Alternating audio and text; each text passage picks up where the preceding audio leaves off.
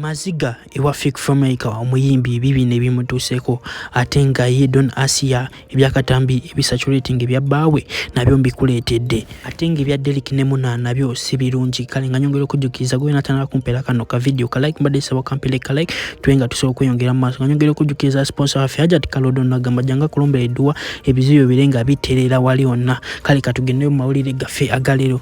Fake filmmaker nakola lero nga mumadde mumanyi fake filmmaker ayina wali e concert eruwero abayiruwero mwenna mbadde mu mwesunze naye nga tetumanyi bagenda tuuka naye ekigambibwa mbuno agenda performing aye teyafunye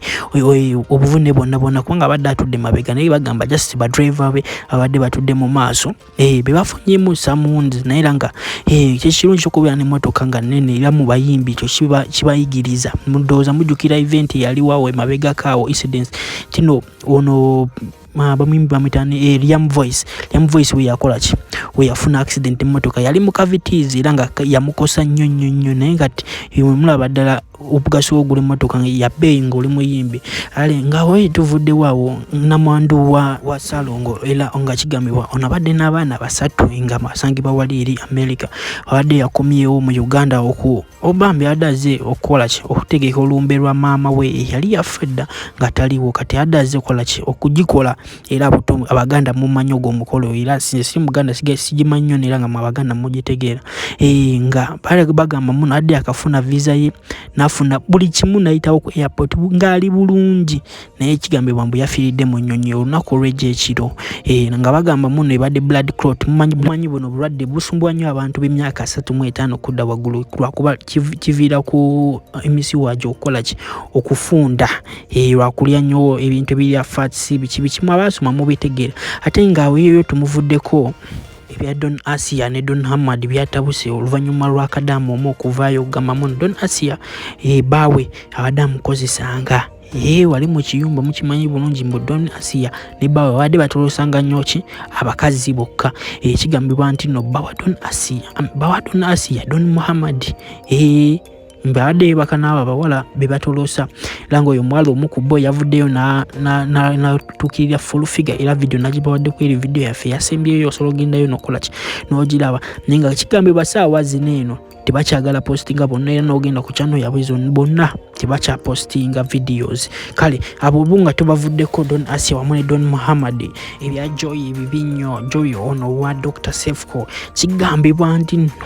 Dr. Sefco yandi muzizaako kambalekire ka video kalabira nkomewo n'amala ayagala mayipisi mabina sibirina wabula ayagale muntu w'omunda ali munsi anjagale ate nga abo bo tubavuddeko mukimanyi bulungi kigambibwa ndino Derek wa radio wamu ne Muna mwenaku kino twali tebigenda bulungi kwe okusinzira ku video eri gye twakole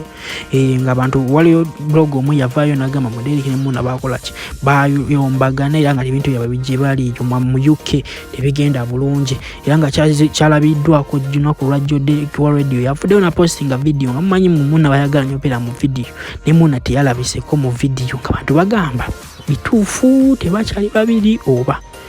kankulekere video ya mutima ono mutima mloza mwena mumanya tabukira nnyo Arthur Kaima era yagenze kusaidia Don Asia gabatabukira Arthur Kaima wa mune full figure kambalekere ka video wewe natandaba ku likinga wewe natandaba subscribing mbadde subscribing channel yaffe birengi solo kuweza 100k ndoza mugiraba tubulayo na kuntono week nga 2 okuweza 100k era naffe tufuneyo award esokera ddala mwana simanyo mulinyi w'ennyonyi weyo passport erimu sitampu ezo Dubai na Saudi Arabia mu bitiibwa eby'ekika ekyawaggulu ennyo wajjidde mu Ethiopia Airlines Ethiopia simanya nasaba omulimu mu Qatar Airways sikiwa ono mwalabu wanjawulo nnyo kuwe Saudi kuwe Dubai ono akolagana n'aba agent tasobola kuwera mulimu ku online nyo butwane enfa Kayima sikiwa nti wali olinnyeko ne ku nnyonyi Qatar Airways wajjidde mu Ethiopia Airlines waliwo akatambi akatambuzibwa akalimu omuwala atulugunyizibwa tetuyinza kukakasa oba Munnayuganda oba Munnakenya oba Munnansiiki oba kukakasa oba baani abamutulugunya. Akatambi ako tusaba abakayinako information okujja mu inbox yange ku namba yange ya complaints eri 078 5482 580 eri 078 54 82 58 esembyayo 0. Enamba eyo giteeke ku WhatsApp kweri. Enamba zaffe endala zonna zavaako ku WhatsApp